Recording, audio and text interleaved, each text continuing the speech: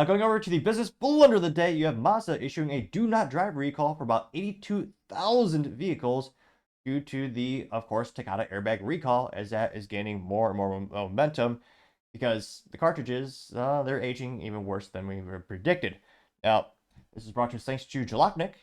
They say over 400,000 or 475,000 total are being issued a do not drive recall, including the one we talked about recently at Ford. Now, in terms of the fatalities, they say that NHTSA has confirmed the faulty Takata airbags have unfortunately killed 27 people to date and injured 400 others. They say that I cannot overstate how serious the dangers these defective devices are. Considering these models that are impacted are between a decade or 2 decades old, the inflators are even more likely to explode during a crash. And again, one of the issues is that they will cause actual shrapnel to go at you when they do explode. Now, in terms of the actual Mazdas that are being recalled, they're recalling 82,893 vehicles, including the 2004 to 2009 Mazda B Series, 2003 to 2013 Mazda 6, the 2006 to 2007 Mazda Speed 6, the, to me, iconic, the 2004 to 2011 Mazda RX-8, which was iconically known for having the rotary engine and being a fun sports coupe with suicide doors, and having many of them having a stick shift, as all cars should have by default. Also recalling the 2004 to 2006 MPV, the 2007 to 2012 CX-7, as well as the 2007 to 2015 CX-9, which, again, Mazda already doesn't have the greatest brand reputation in terms of, I mean, it has a lot of room for improvement. It's already not the most popular one. I think they're real iconically known for making the Mazda Miata, or called the MX-5. I mean, people love that little sports coupe with a stick shift, and truth be told, if I won the lottery, I'd have at least one of those as a fun track toy. Those things are awesome. And thankfully, it doesn't look like that was affected by this particular recall, interestingly enough.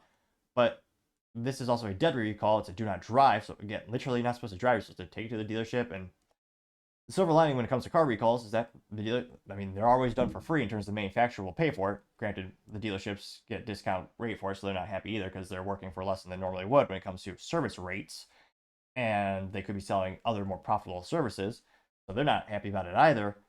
And depending on the situation, if they have airbags in stock to replace it, it might take a couple. It might take a half hour, might take a couple hours, might take a couple of days, depending on what's the capacity of the dealership to actually fulfill and resolve this issue.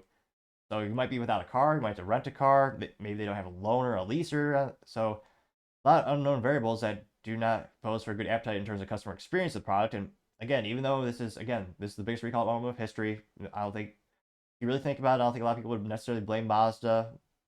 You could speculate maybe the quality assurance department should have looked more thoroughly into the Takata airbags when they were acquiring them. But again, pretty much every manufacturer used Takata airbags.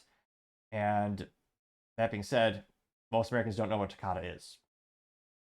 But they know the steering wheel logo when they look down and they're driving the car, and it's the Mazda logo. So I think a lot of them are going to actually think of the actual brand Mazda losing reliability, and their customer experience with them will be poor, and maybe they won't buy another one when their family is upgrading or they're getting a new vehicle in their life. So unfortunately, I don't know if you want to blame not doing enough quality assurance or not getting these things switched out even sooner. You gotta say Mazda, this recall is certainly the business blunder of the day. Thank you everyone for taking the time to tune in. Again, trying to get to 4,000 subscribers by the end of the month. So if you can click that button, I'd really appreciate it. Also, leaving a thumbs up or thumbs down or comment is a great way to give me some additional feedback, letting me know how I can make the show better and better. Lastly, don't forget to take the time to tell your family, tell your friends, tell your coworkers, heck, tell your enemies, tell anyone and everyone. Just stay safe, fight the good fight.